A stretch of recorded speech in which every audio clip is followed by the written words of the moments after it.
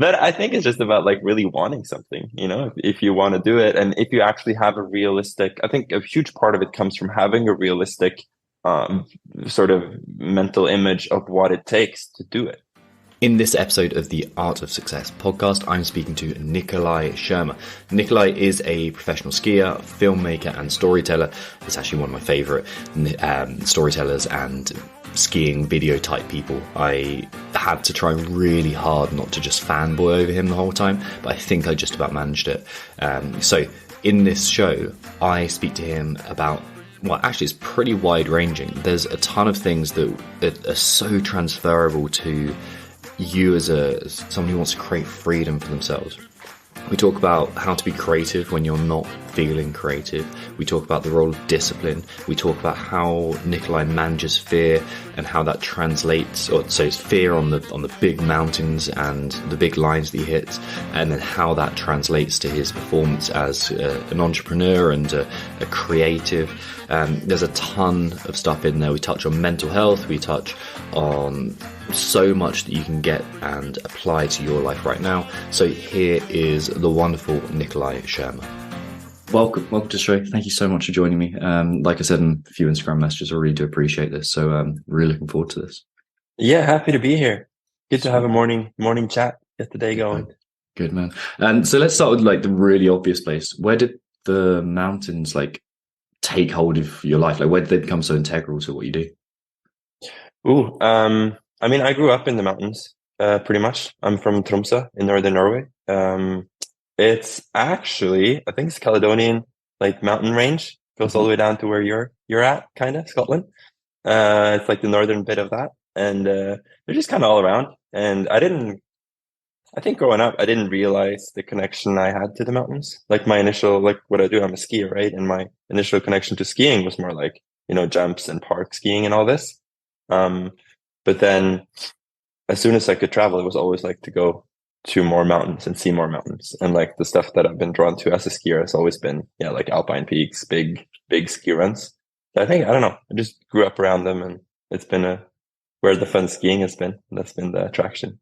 When did you realize that wasn't the kind of the norm for everyone? With the mountains? Yeah. Well, I mean, Norwegian like sports culture is heavily focused around like soccer and the cross country, which is like pretty much what everyone does. Football for you British people. Hold on, he's the hero now. And I was never into that. I was never into like the team sports and like the organized sports. And even like as a kid, I wanted to go skiing instead, without any coaches and things like this. So. I guess pretty early on, I realized that was different. It's actually kind of funny now because now it's like kind of come full circle where all my friends, like I went to a sports high school, everyone was playing football, soccer, and cross country skiing, and it was just basically me and my other buddy Vegard who was doing like skiing, freeride skiing, and ski touring, and now all of my friends from back then would be like, "Oh my God, skiing is actually a lot of fun." So it's now it's kind of booming more. Now it's become more commonplace, and it's like, a lot more people are doing it, and a lot of the traditional like Norwegian cross country culture is sort of transitioning into ski touring, just because you can still go far, but you can be in an amazing place. Yeah. So now it's becoming more like normal, but yeah, for sure. I mean, 20 years ago it was still a bit fringe in a way. And I talked to like the people, like the previous generation before me, even up here in Tromsø. Like my dentist is an old school mountaineer, and he'll be like, when you went into the mountains, like back then, everyone you met, you knew, because the community was so small. So, but now it's just exploding. Like everyone's out in the mountains, and I think that's great because the mountains are great. So it's cool to see more people. You reckon that's a cultural thing? Like, or is that something shifting in culture? Yeah, totally. I think that's a cultural shift, and also just like accessibility with gear and knowledge. I think in the past, and still to a certain degree, like we had a huge debate in the mainstream media this past winter with avalanche deaths, and yeah, I mean every year people die. It's like traffic; people will die every year. This year was a fairly good year. We only had 4 deaths, whereas and 2 of them I think were in the living room, so I don't really count it. It's just an avalanche that swept it. house to see. Yeah. So, but there has been this kind of like mythical approach to the mountain or mystical, where people have seen it as something like dangerous and something unpredictable and something, um, like this force of, evil almost. And I mean, for sure, it is dangerous and unpredictable, but it is also pretty safe and predictable if you have the right knowledge and experience going into it. And I think a huge part of what has happened the past 10, 15 years is this knowledge kind of being spread, um, more widely and being more accessible. We have, avalanche bulletins now, and just like, yeah, everyone can go take an avalanche course with good mountains guides. And it's, I think it's become kind of safer, Yeah. Yeah, so I was out in BC for 3 years or so, and it seemed to be like when did I get there? Like 5 years, 6 years ago, for a space of 3 years, and I think I was out there at that point where it was becoming very mainstream. And BC is very outdoorsy anyway. Like everyone is like I was pretty close to Squamish, so like everyone's climbing, everyone's skiing, everyone's like backcountry is their life, and I think I was out there at that point when like it was becoming way more accessible in terms of the toolkits available and the kind of the data as well. And being able to see like, oh, like there's videos on YouTube of this area was massively beneficial. But I think I was also at that point in like the Dunning-Kruger curve where everyone's thinking like, oh yeah, I know everything. But they've done one that's called AST, the Avalanche Safety Training, I think.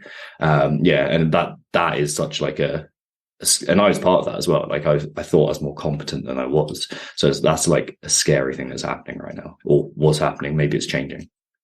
Yeah, totally. And I mean, for sure. I mean, when you get more people going outdoors, you should see more incidents. But what we are seeing, actually, my friends at the university now, they're doing a big study on this. They're trying to track everyone who goes, just to find the actual volume of people going outdoors now, going into the mountains, going into avalanche terrain. Because what you have seen, like, because we don't really have the numbers on it up here, like we don't really know how many people are out there at any given time.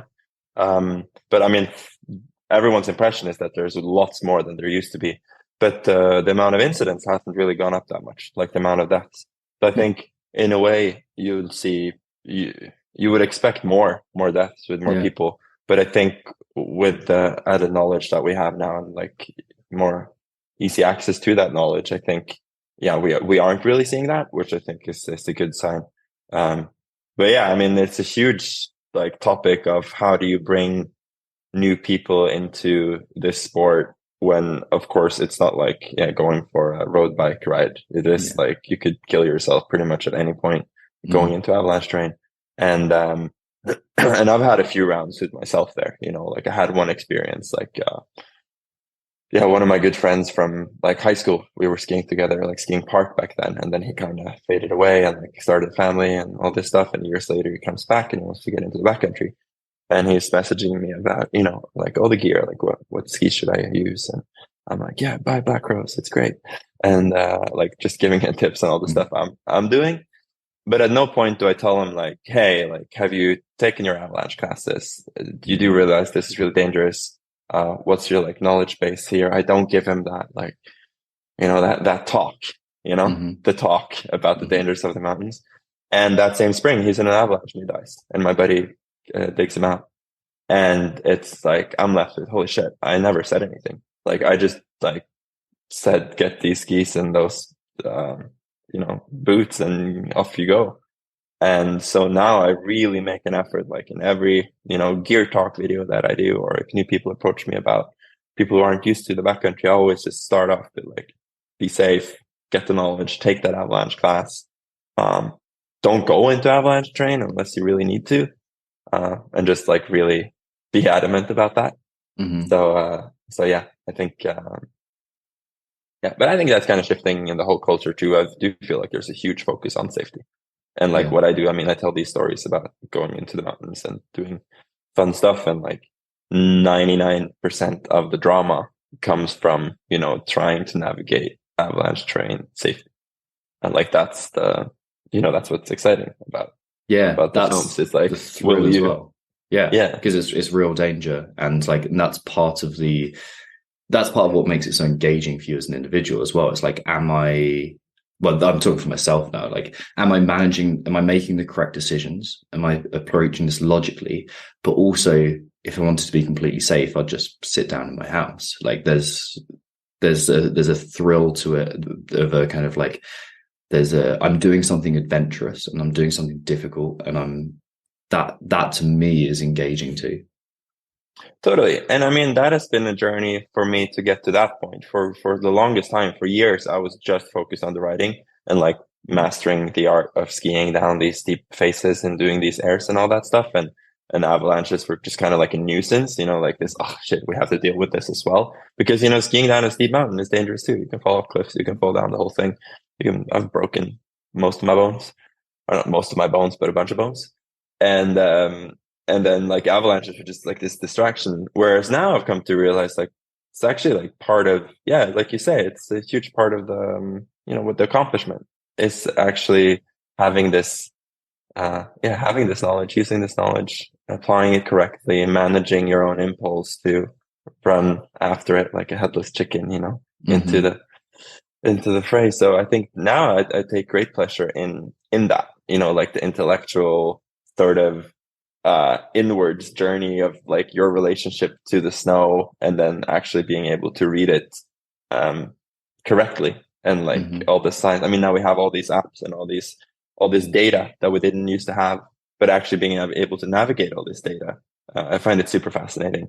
And I'm actually just now like working on a story which is essentially that, just like that journey of coming to that realization and then applying that in the when you do chase these mountain lions. Yeah. You mentioned stories. Like, one of the things that I think makes your content so compelling is your storytelling. You have such an eye for like weaving a narrative, and for I think isolating the kind of the tension and the emotion in there. Like, when did you become like, why do you think you're a good storyteller? Thank you. Thanks. I don't know if I'm like the best storyteller, but I think part of it just comes as like the natural evolution of making videos. Like I've been, you start off making films as a teenager. Like it's such a big part of ski culture, making these little edits and all that stuff, taking photos. And at the beginning, it's just like, oh, it's exciting. You match with the music and you get some sort of feeling from that.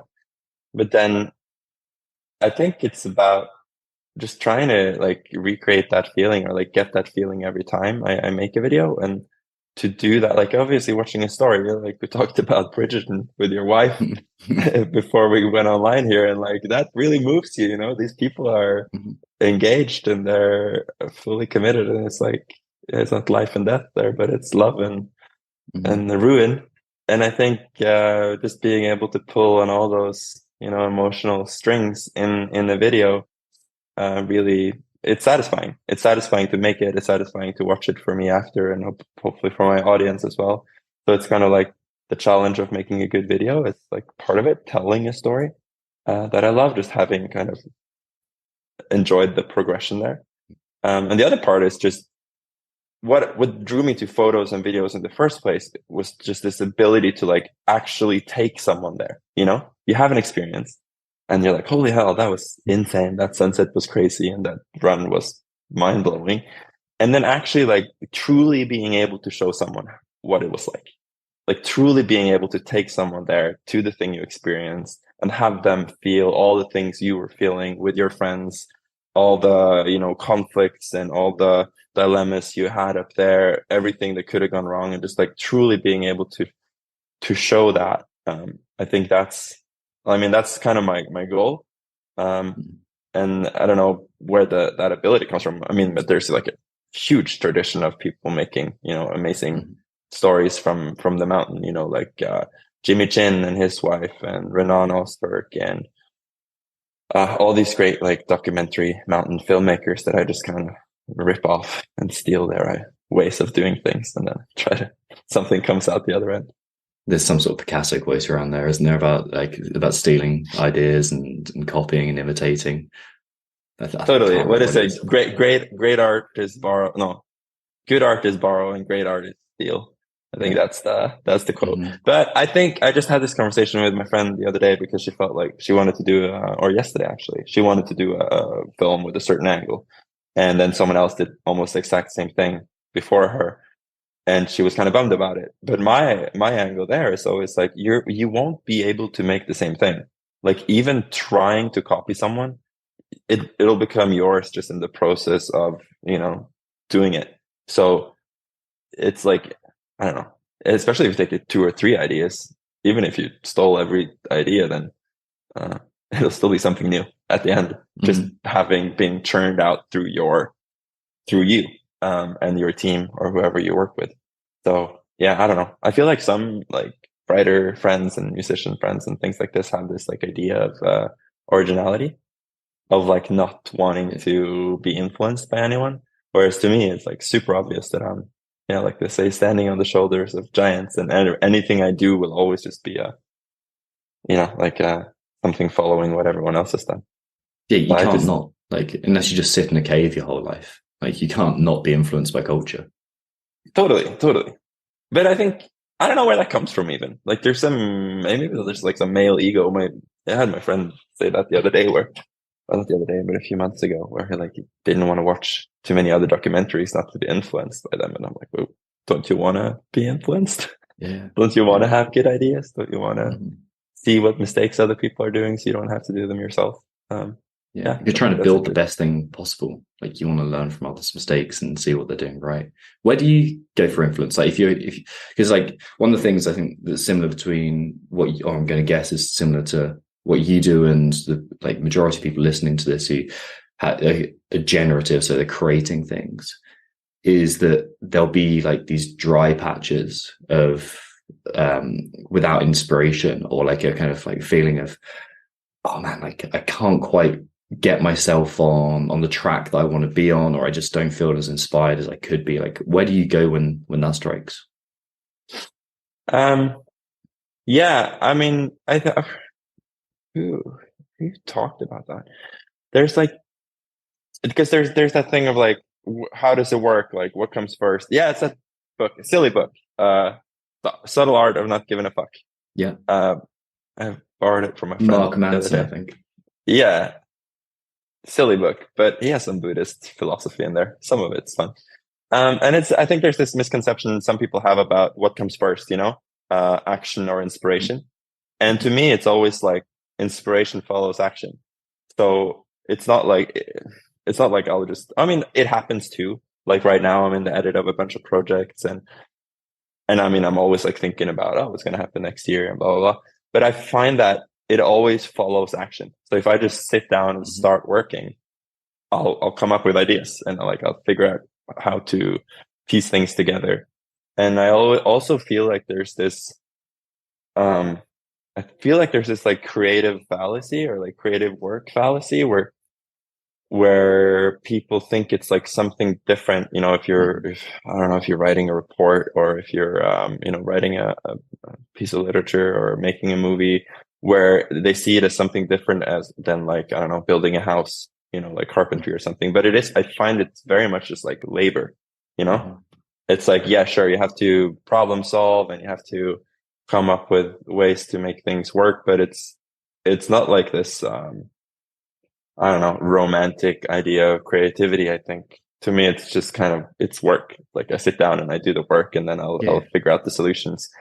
And yeah, but yeah, where do I go to for ideas? Of course I go to places for ideas, but yeah, like literature, I read a bunch of books.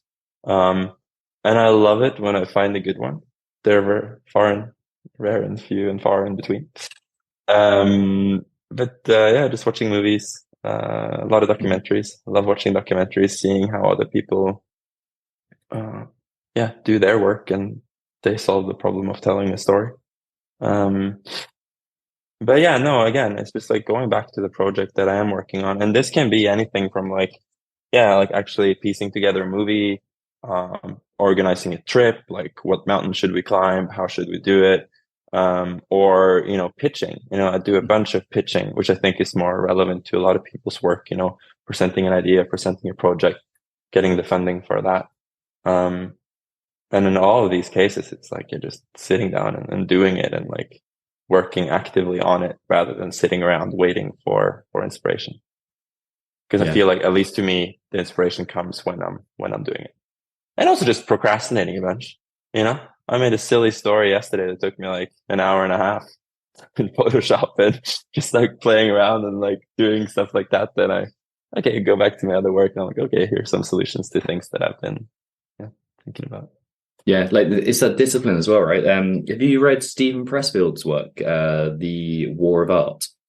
No, what's that? Okay. It's a super small book of kind of, it's almost like maxims, like a few paragraphs at a time of just like, this is how you produce art. And his whole thing is like, you put the reps in, you put the sets in, you turn up when you don't want to, and you treat it like a job, and you're there to kind of, okay, I'm going to clock in, I'm going to take distractions out. And like, I think that everyone thinks there's some sort of like, or the fallacy is everyone thinks they're some sort of Jimi Hendrix figure, and they're just going to be struck by this insight and probably a bunch of heroin and just go, yeah, let's create something. But like for most people, that doesn't happen, and it requires that, which is a strange thing, discipline to be creative. Like I'm turning up at a time. Yeah, no, totally. And you got to really want it. You have to want to do all these things. And yeah, I don't know where that comes from, like the discipline I did law school. I went to law school, and I did it like I was like surfing and skiing through the whole thing, because you only had exams in the spring. So I was like, spending my winters in Chamonix and all around the place. And people, how do you get the discipline? Well, and especially when you're surrounded by surfers and skiers who just want to ski and surf. But I think it's just about like really wanting something, if you want to do it, and if you actually have a realistic, I think a huge part of it comes from having a realistic sort of mental image of what it takes to do it. Because once you have that, which is easy in law school, because you have the curriculum, you have the amount of books you need to read. And it's obvious, if you haven't read the books, you're not going to finish your exam. And in a way, it's the same thing with like skiing. If you want to be a professional skier and you're not in any ski movies, you're not making any edits, you're not putting out any of the work that is the work of a professional skier. You're not going to be a professional skier. And I think, I don't know, to me at least, it's like if I want it, I have to do all these things.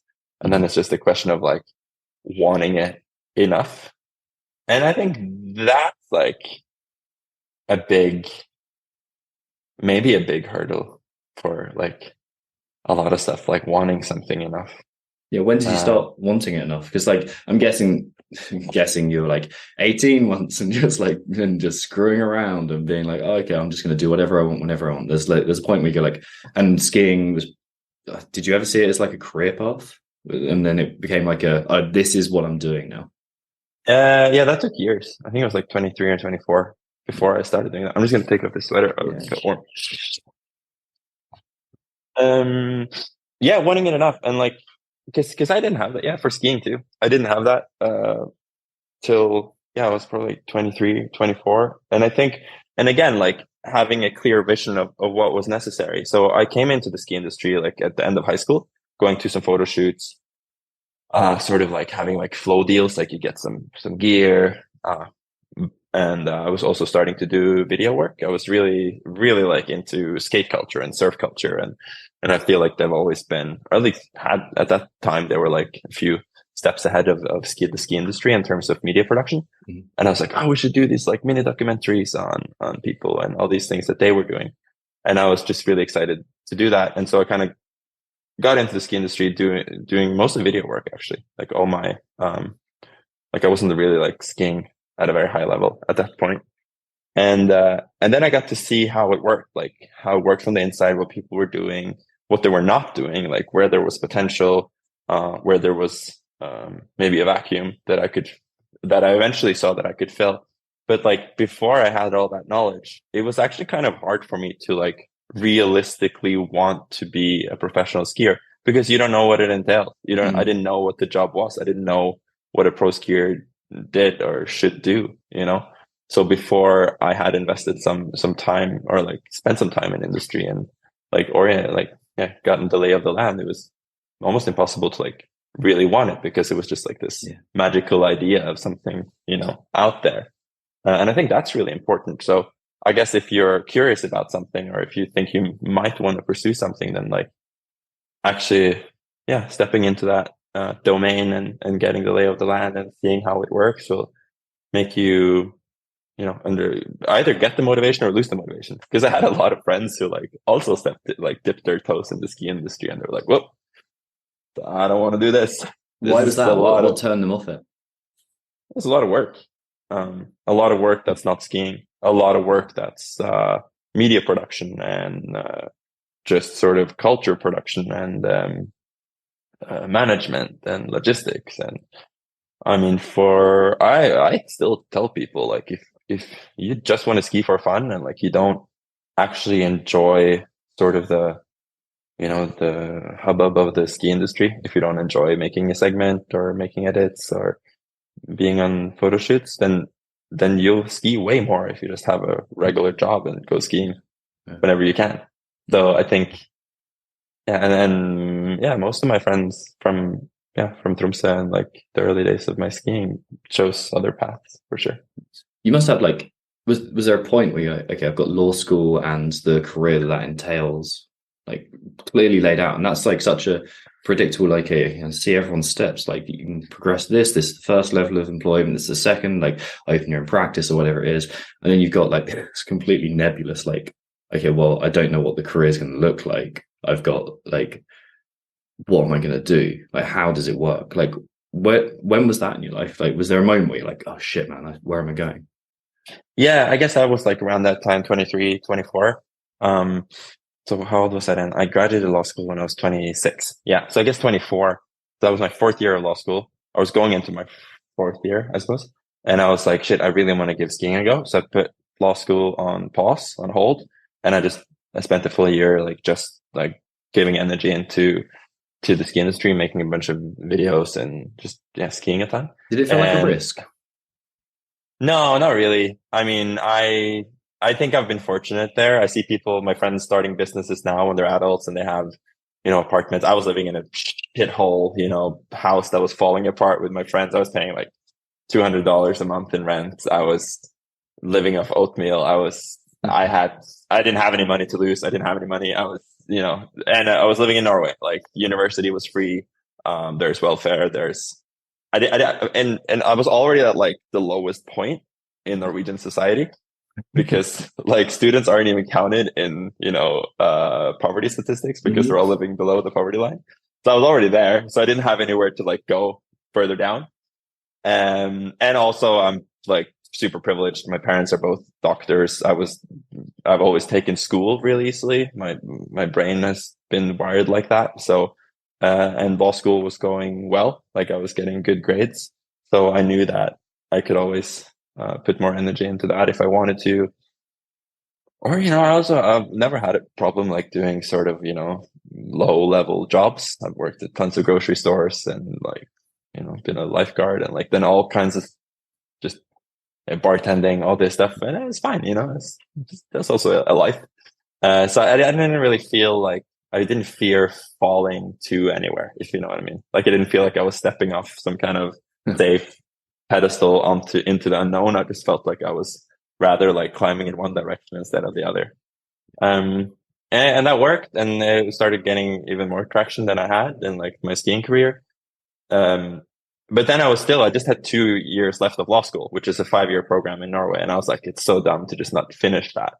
So that was actually a real struggle. Like once I saw that, like I had a future in skiing, but then I still had this law school. And law school is like not easy. Like I say I was doing it while I was skiing and surfing and things, but like you still for sure have to put in an effort to get it done. And doing that while knowing I wasn't going to get the reward, while knowing that I wasn't going to go out there and be a lawyer and like actually pursue that. That was probably like one of the toughest things I've done because I was So what was driving you to do that? I guess that was kind of like cost safety net. And it was just like, your mom. Yeah. It's easy to be like I never got any shit from home for, ski bumming and all this because I was always in law school and I was always doing well. So even if I was, ski bumming and drinking beer in Chamonix, I would always come home and do my exams and then they would be like, oh, good work. Because I was in law school and it's like a real adult thing. And also, yeah, I guess it's just like having a safety net. I know that like everything ends, especially in skiing. And like I have friends who've, been like winning all of X Games and like had massive snowboard careers. And there's for sure like, uh, there is an end, there is another side to it where you have to just work Yeah. unless you're, the son of a millionaire Mhm. or daughter of one. So yeah, there was just that, and like really wanting to have just a toolkit. I saw it as like learning carpentry or something, so that Yeah. when I went off to work eventually, then I could do something that was more productive and more helpful to people. And also, law is really fun. It's like solving a case. What we did in law school, most of the time, it's really similar to what you did in the office. I had a month working at like a law firm, and it's especially the stuff I was doing. I talk to people now. It's like my friend in France. She went to like Russian French law school, and said it was very repetitive. But I guess I was lucky in the task that I was getting at this law firm. At least it's so hard and so difficult that you have to kind of get into this flow state to do it, because the mental puzzle of like solving all the pieces that have to go in the right place for your client to win the case, it's so demanding mentally that you can't think of anything else while doing it. So I found myself at this law firm, like um starting the day, and you just like dive into the case, and it just like consumes you and fills your head, and then you work, and then oh, it's the end of the day and you don't even notice time has passed. And that's fun. That's fulfilling. So yeah, there was that, but obviously not as fun as like climbing mountains in the Not wild as fun. and going on adventures. So I stepped into that direction as well. But yeah, I guess bottom line, it's harder to find motivation for something where you're not going to get the reward. But I found it was like, I guess it was a good mental exercise. Also, my grades were like plummeting those last 2 years Yeah, as I was I like bet. kind of navigating my ship more towards the ski industry. Yeah. So yeah. Nice, man. Nice. So you kind of entered the industry at the same time you were coming out of law school. What was the goal then? Like, what was the kind of, is it just to kind of subside and do as much cool shit as you wanted? Or was it like, was there something else driving you? Yeah, I mean, initially it was just to see if it was possible. First year out of law school, I went to Whistler, which is like the Hollywood Mhm. for skiing, and just yeah, wanted to see if it was possible to make a living and have a job and have that life. And yeah, I found that it was, but I was working way too hard, way too much. I was kind of grinding myself down too much. So eventually, like once I realized it was possible, I was like, okay, I also need to do this in a way that's pleasant and that's actually, a good life. Because what are your achievements if you have a shit time achieving them? Mhm. It's all about the process. So yeah, I mean, it's been one part has been kind of upping the quality, the fun of like tweaking production, tweaking my skiing, the team, trying to work with, I've been fortunate to work with really good people. I met Jonas Mattila 8 years ago now. He's the guy I use mostly as a Mhm. cinematographer. Um, and it's been a really cool journey of, like I mentioned initially, of like trying to bring people out there and like trying to find how do we do that?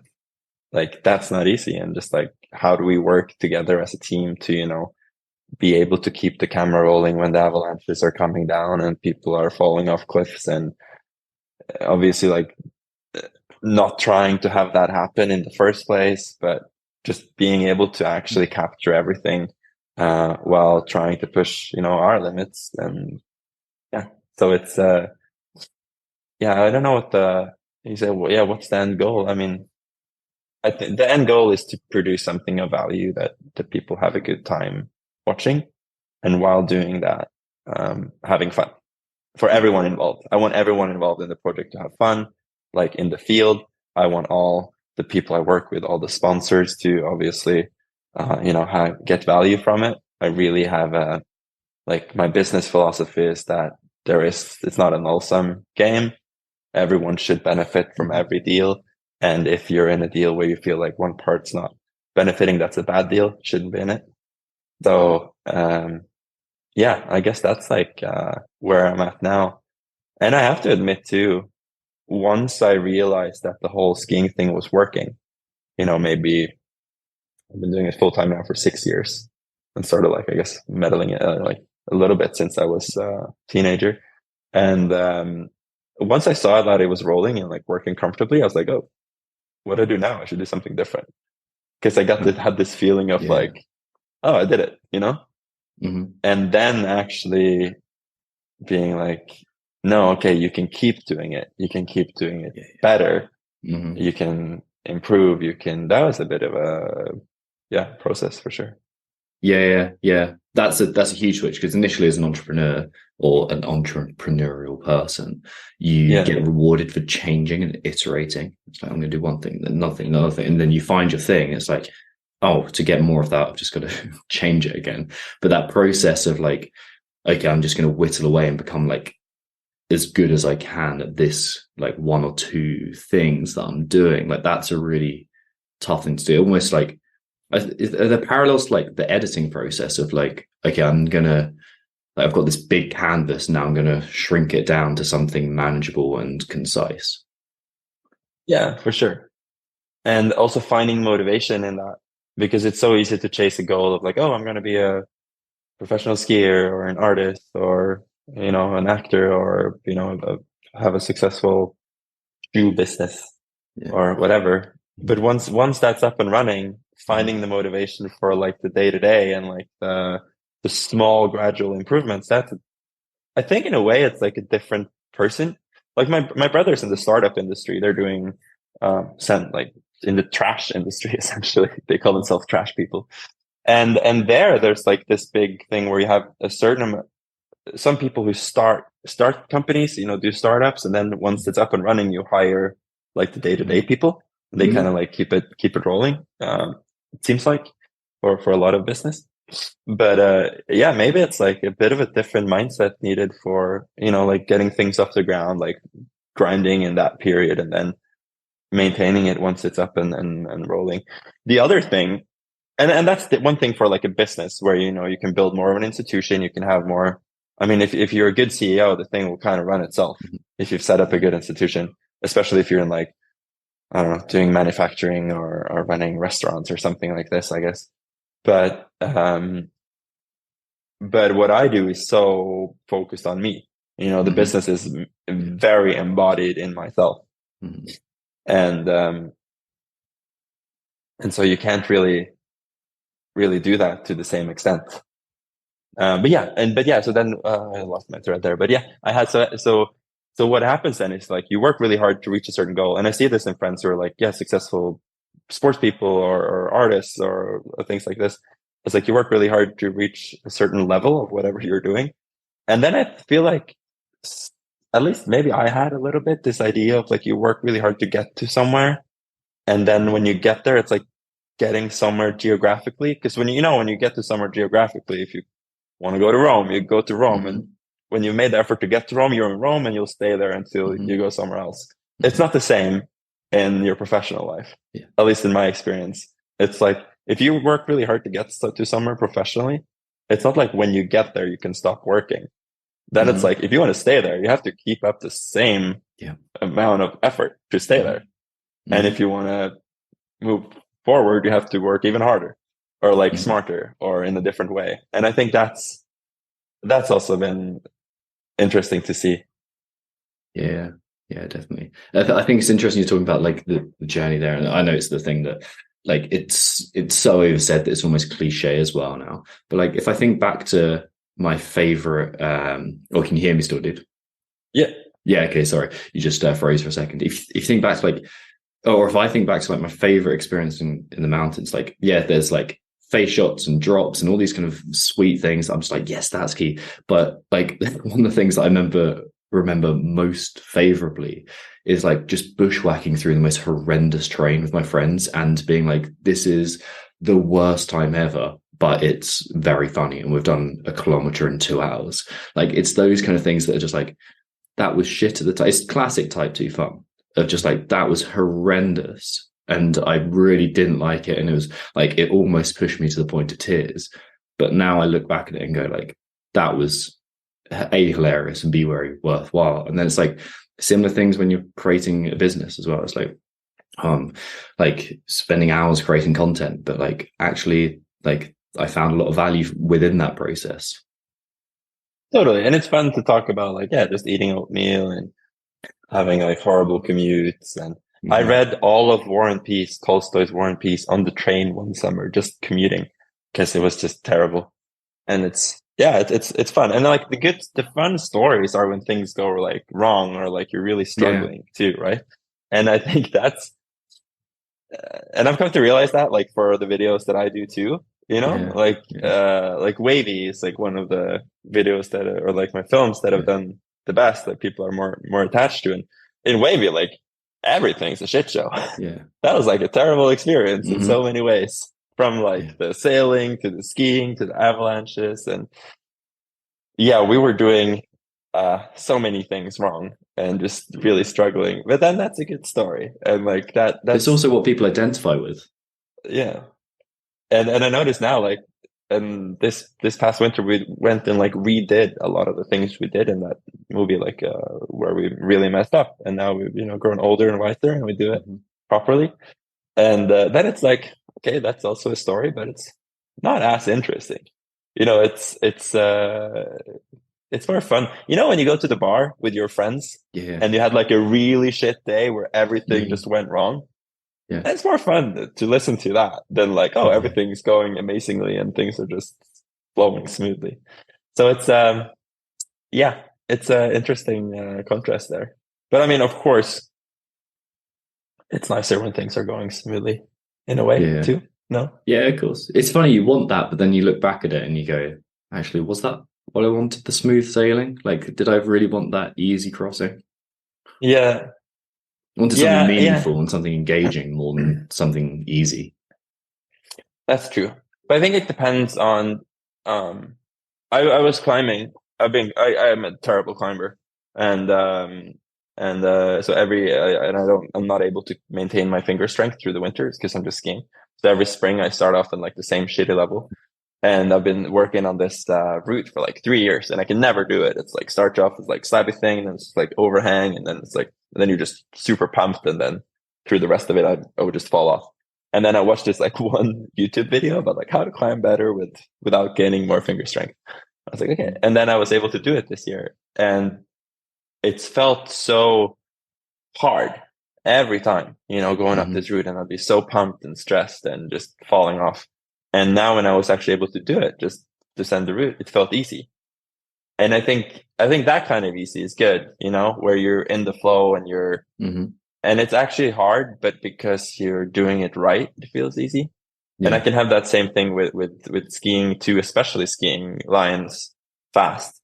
If I'm really stressing and it feels really hard while I'm doing it, then I'm like not really doing it right.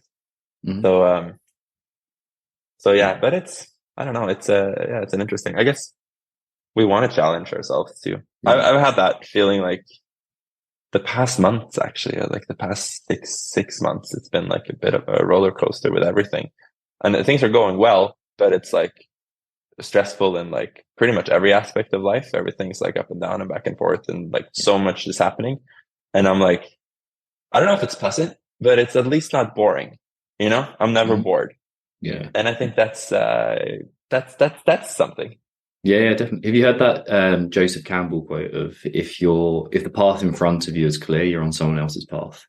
And I feel like that's always the guiding thing of like, okay, yeah, you're and it translates to bushwhacking quite nicely too.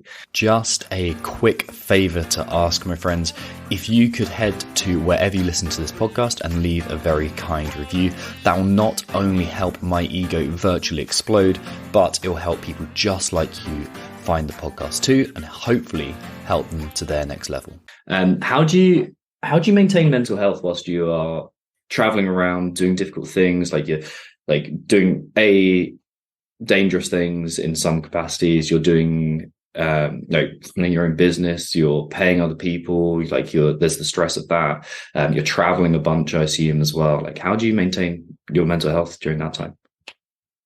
Well, I mean, first of all, I haven't been maintaining my mental health for long periods of time, which is not good. How yeah, so? been If you don't want to talk about it, we can cut it out. But like, how so? no, I've had long periods of my life where I just haven't been focused on that, where I've been really like been trying to do something, skiing a mountain or making a movie or reaching some kind of professional goal. And I've just kind of been doing it without regards to my mental health. And that Mm. only came in later. And I know other people's mental health, like pushing people I work with, like we've had tears on multiple sets. And I don't know if that all was me pushing or people push themselves, but it took me years to like really gain confidence in the idea that you can do good work, produce high quality, competitive products or services in whatever field you're in, while having a good life, while having Mm. good mental health. Um, but I think that's hard to have confidence in that because there's so much narrative around like sacrifice and no pain, no gain, and all this stuff, which I think is kind of bullshit. I think you produce better stuff if you're happy, Mm. or like at least content, and especially if you're not like depressed or super stressed, and even just stressed, it like um, yeah, it degrades your mental capacity. If you're stressing too much, you're not gonna be able to output at the level you Mm. need to output at. But that's been a big process, and to me, it comes all down to scheduling and saying no Mm. and being realistic about my scheduling, giving me and everyone around me enough time to do the work that we need to do. Yeah, it is because it is super hectic. Like this past 3 weeks, I did like a way too much stuff. Uh, Lots of photo shoots and traveling and like sponsor meetings and all around like different countries. And I ended up with this huge cold that I have now because I think I was just too stressed and like my whole body just collapsed and uh, yeah, and I got infected by some virus, which was bad because I didn't give myself enough room to rest. I didn't give myself enough time to recover in between different things. And that's just the big focus I have now. It's don't pack the schedule too full. Say no to things, even if they're good opportunities. Like prioritize rest and recovery, and prioritize time with people you love, like friends or family, and give that space because that can be really hard especially if you're chasing, any kind of like professional dream. It's so easy to prioritize that because okay, if I do this, it'll lead me towards whatever thing I'm chasing. Whereas, the time, like the human time needed with other people, it's hard to give that priority because you're like, oh, I'm just feeding, some kind of like comfort thing.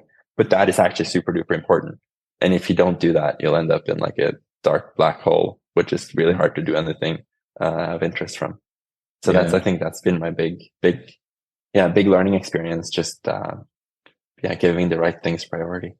Yeah. It's a really tough balance to strike. I think like on one hand, have you heard of polyvagal theory? It's basically a nerdy way of saying nervous system regulation. Like your nervous system interprets threat around, and if you feel like you're under threat, you don't do anything creative or generative because you're seeking safety above all else. And like I think that's kind of what you're talking about there around kind of like, can I recuperate and connect with people and like come to this place of like and connect with myself too. And then on the other hand, you have the kind of like sacrifice, pushing, working hard, which I think is like there's definite truth to it, but it's been overemphasized and it's been the only narrative for so long. And then it's almost like Taoism, like with the two opposites, and the Tao is embodying both of those paths at the same time, where it's like I'm looking after myself and I'm kind of nourishing myself, but then on the other hand, I'm also pushing myself and making the appropriate sacrifices and like somewhere in the middle. But I don't think you're ever going to look at that and go, nailed that, got that exactly Yeah. right. No, for sure not. But yeah, I don't know. I have my one friend. He's a musician, and he never really achieved, or he's now in his 30s, and he hasn't really achieved all the things he wants to achieve. And he's like, I need to like sacrifice more. I need to like wake up and have cold showers in the morning, and like all these things. And I'm like, I don't know if that's what you need to do. I think if you're working from a place of comfort and you know not comfort. Yeah, but actually, yeah, like having a solid foundation I where think you're like safe safety, and like happy. feeling safe. Yeah, I think that's good. Obviously, like, yeah, stepping out of your comfort zone is good too, because I think that's like one extreme. I think he was like trying to sacrifice too, for like the sake of sacrificing, Mm-hmm. and not to be like, oh, I need to be in the studio for 10 hours a day. I'm like, yeah, if you need to do that for your creative process, sure, but I don't know if you need to like wake up before you actually want to and have that cold shower. I don't know, man. Whereas like if it's actually like sacrificing something concrete to reach a goal, then I'm more for it. Whereas on the other hand, I spoke to my friend. She wants to start a restaurant and she's like really passionate about vegetarian food. It feels like there's no great vegetarian food here in town. And she was like, yeah, I just need to reach a place of like economic comfort in my current job before I'm like comfortable stepping out into into the world of being a restaurant owner. And to me, that was like, you're never going to reach that. You're never going to be safe unless you're living off capital, unless you're not like one of those lords in Bridgerton. You're always going to be basically in a very like first world way, scraping by for survival, unless you're living off dividends or like rents from your estate. You will never reach a place of like economic safety. So you will have to step off and like jump into the deep end of insecurity and all these things if you want to chase that dream. And I think, like we went into earlier, like I think I was lucky because I like did that early at an early stage in my life where I didn't have any economic security Yeah. at all. And I think that's harder the older you get and the more safe you feel in your job or whatever. But I think like for her, I was like, if you want to chase that dream, you will have to give up something. You can't have the safety of like a steady income and also be an entrepreneur doing that restaurant. Yeah. So yeah, I think there's like for sure, yeah, you need anything at some points you need to be willing to sacrifice, you need to be willing to fail. But in that process, you need to take enough time to hang out with your cute dog and your friends and your loved Yeah. ones. It's If that the makes sense. appropriate sacrifice. It's the correct sacrifice. It's not sacrificing everything, sacrificing Yeah. what you need to, which is usually like probably like an undeveloped part of you, like the one seeking something that's not quite right. Yeah. I listened to another podcast. It was this philosopher. He also talked about these transitions in life. If it's like a romantic one or a professional one, or if you change paths, it will be painful. There will inevitably be pain involved in all these things, and yeah, that's part of it. And pain is part of it for sure. But I think it's important to not glorify that pain, and I think it's important to like try to minimize it as much as possible. But then it does make the summit a little bit more enjoyable, maybe, or like relative, because it's this dichotomy, or not dichotomy, it's the equal opposite. Like if you just had bliss. Well, I think it depends on like what you're doing. Like in climbing and in skiing, these are games. And you set the rules for the game, and the joy comes out of, achieving your objective while following these rules. And then of course you can tweak those rules to make it more or less hard and painful. So like take me, for example, I have a focus on human powered skiing because I feel like it's good for skiers to take care of the snow we're skiing on. So I don't find it to be good style to like fly helicopters to the start of mountains or start of lines. But that also makes it a lot harder, because then you have to climb the mountain, you have to walk up the valley, you have to do all these things. But to me, that's part of the game, and that's part of what makes it fun. I think if you're starting a business or doing school or any of these things, I think it's a bit different because you don't really get to choose the rules as much. And the rules are already kind of hard. And so if you like really impose a lot of things that are maybe not necessary, then I don't know. Like I remember in law school, I would see people go around with all these like folders of notes. And like the first years, I was like, what are in those folders? I was like, just like trying to get like, I felt like I was missing something. I felt like, what are all these people like doing that like, I'm obviously not doing this. Like, and I was like really curious about like, and feeling bad about not making that same sacrifice of making that huge folder of notes. And then I would go to my exams and be totally fine and get good grades. And I was like, okay, you don't need to make that folder of notes, or like I don't need to at least. Oh, but it So makes you feel better. Like writing those notes down is like it's almost like a show, I think, of like, oh, look how much work I've done to myself. yeah, in a way. And also like at the start, for example, like I would show up at 8 at the university. When I was in town, I would show up at 8 and start studying, but I would be so tired at 8. So I would just kind of like sleep for an hour or two on my desk. And at the end, I was like, why do that? I don't have to show up at 8. I can just show up when I'm rested. And I would show up at like 9 or 10 instead. And I would just be rested um, and then study. So yeah, I don't know. And, yeah, it's tricky. How do you manage fear? Like there's so much of it in what you do, and it'd be a boring YouTube video if there was no risk or element of fear in there. Maybe not boring. It'd be less engaging, maybe, but it's also part of what you want to do. And like, if we think about, or I'm assuming that's part of what you want to do. If there's like, you think about even freestyle, there's a fear of whatever the first time you do this, or hitting a drop, or the fear of even projects going wrong. And kind of wasting time and money, or like heading to wherever and the snow's not right. Like, how do you deal with that fear? Yeah, I think like you said, there's a lot of different fears. Like there's like the fears of projects going wrong, wasting time and money, of like professional failure in that sense. And then there's the fear of like, bodily harm to me or others, and the fear of death. And to me, I think my main um I guess my main, it's kind of like stoicism in a way, just being okay with whatever outcome. It's my main, I guess my main way of dealing with it professionally. I just, think back to my first year of like, I just came out of high school, set in motion all these projects, and I was like, oh, this will be crazy if any of this comes true. But I was totally fine with any of them not happening as well, you know? And if it didn't happen, that would be cool. That would be okay. Um, and I think going to any sort of like business venture or anything, you have to be okay with failure, because that will be an option. And if you're not okay with failure, then shouldn't do it really. Mm-hmm. And I think that's the same thing in the mountain too. I go into the mountain accepting all possible outcomes.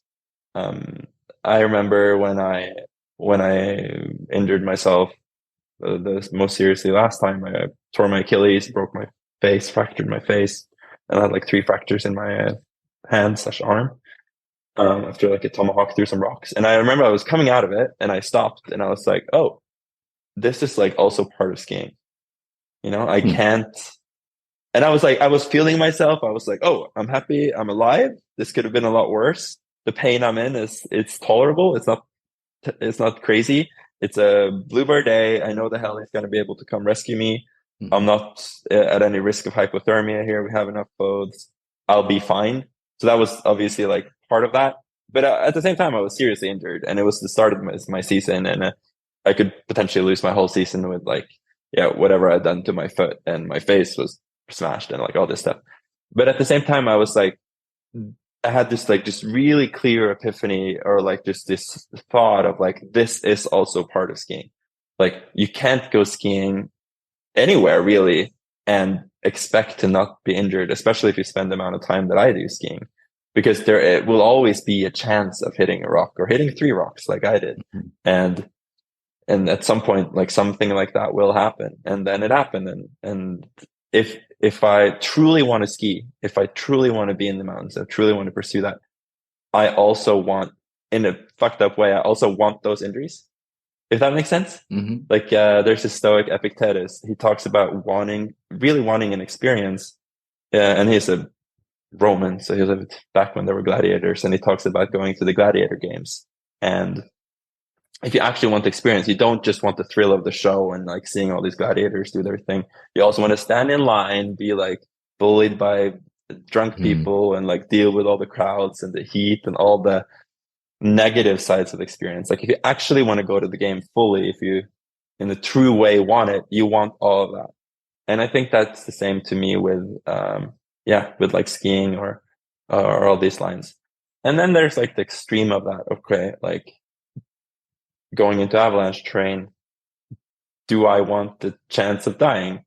And if you're, or being buried alive and suffocating beneath a ton of snow, do you want that? And in a way, like, of course, I don't want to experience that. But I think I think a lot of people should ask themselves that question. There's like this doctor who I was debating and in the news this winter, he says you should ask yourself the question before you go into avalanche terrain: do I want to die today, or am I prepared to die today?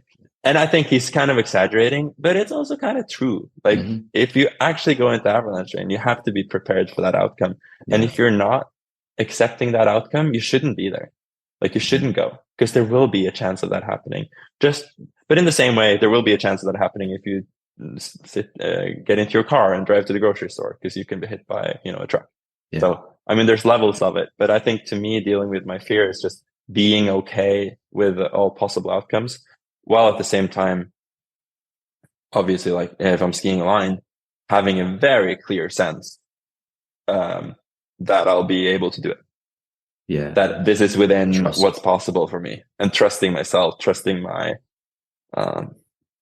judgment of the mountain, what I'm gonna do. I have one good example is this Albanaske face in Austria. I skied like 4 years ago, and this is like a steep spine face, and you're jumping into the face and then landing in like this spiny terrain, and then you're skiing overexposure for a bit, and then you're kind of jumping out of it. And the whole thing is like you're jumping into the face. So when you land, if you're not on it, if you start falling, you fall off, you're going to be severely hurt, or dead. And just that everything is so committing, and you have to be in such a flow state. You have to trust everything. You have to trust that you're not going to hit a rock. And I found that was like one of my best experiences of skiing, because I knew that it was within my limits, but it was definitely like at the extreme of it. Yeah. And then really trusting that, and trusting my assessment of the snow and my scouting of the line and everything, and then doing it. That was like so satisfying. But yeah, it's trusting yourself. So when you're stood on top of the line like that, do you have any self-talk or any rituals that you go through? I breathe. I breathe. I do take some like deep breaths. To like really just focus and kind of center myself on what I'm going to do. And then I visualize everything that I'm going to do, what's going to happen. Are you visualizing yourself from like a first person perspective? Yeah. And especially if you have to do some navigating, like if you're, going to have to jump 3 spines to the left and jump air the rock and take a right turn past the tree sort of thing. Then I really do that. And also just kind of visualizing it working out, Yeah. Just kind of being like, okay, this is how it's going to work out. This is what I'm going to do. And then it'll be okay, Yeah. And it's going to be sweet and awesome. But yeah, having a clear sense and truly believing that it'll be good and that I got this, because I find that, especially if I'm doing like tricks off cliffs and things like this, you're hitting natural air, so you never know exactly what the takeoff's going to be like, what the landing is going to be like. But if you don't believe that you're going to do it, I can see video clips of myself where I don't really believe it, because then I can see in the air that I'm kind of like hesitating or pulling back, and I'm like not really like committing to the landing or the takeoff, all this stuff. So yeah, it's like trusting yourself kind of thing. Yeah. It's interesting that you can always see that mental state on camera, like, and you know what it feels like, and you can kind of sense it in other people. I don't think it's just seeing yourself, is it? You see it in other people, like they are like terrified of something going wrong, or they just doubt. You can see that inkling of doubt or something like that. Totally. And I think now we talk about the fear, right? Which is natural. You don't want to fall down this mountain and hurt yourself. But then I think without the other part, which is the motivation, which is like really, really, really, really wanting it. I think if you don't have that, you're obviously going to give in to the fear, which is, I guess, which is natural. Like I have fear of, jumping off a small bridge with a parachute, because I have no idea how to do it safely. So I don't do it. But this motivation to ski something, to jump something, to like, I think that has to be there, it has to be strong, it has to be true. Because if you don't have that, there's no way you're gonna, not give in to the fear. So I think, and then there's obviously like having the motivation, but sort of like checking it back in with the fear. Okay, what's the fear telling me to like be cautious of here? And then, I talk about truly believing that it's possible. Then I really try to like check in with my motivation. Am I fooling myself here? And am I just super motivated for this, but I don't really have the ability to do it?